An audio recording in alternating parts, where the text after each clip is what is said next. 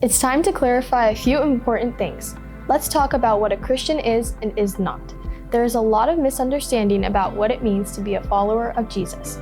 We want to make sure you have a true understanding about who you are and what God is calling you to do. Number 1, a follower of Jesus is someone who knows that they have been saved by grace through faith. In other words, a follower of Jesus is not prideful about his or her accomplishments or good behavior or good works, because those are not the things that lead to salvation. Followers of Jesus know that the only way to be saved is by putting your trust in Jesus. Number 2, a follower of Jesus is someone who seeks to obey him and trust him every single day of your life. Following Jesus starts with an initial decision to surrender your life to him.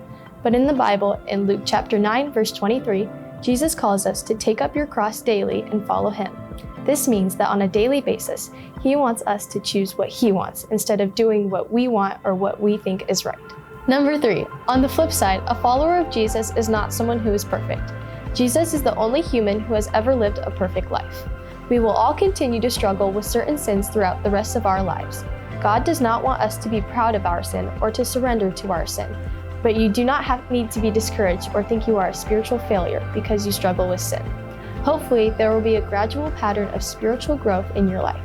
That means that you are slowly becoming more and more like Jesus for the rest of your life. Number 4, a follower of Jesus is also not someone who treats people harshly and critically. Yes, there are times when we are called to challenge people, but that is to be done in love. The number 1 most obvious characteristic of a Christian should be love. Love towards God and love towards other people.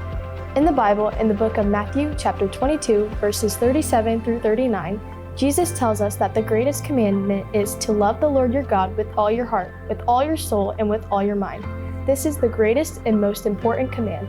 The second is like it. Love your neighbor as yourself. That is our calling as Christians. Love God and love your neighbors.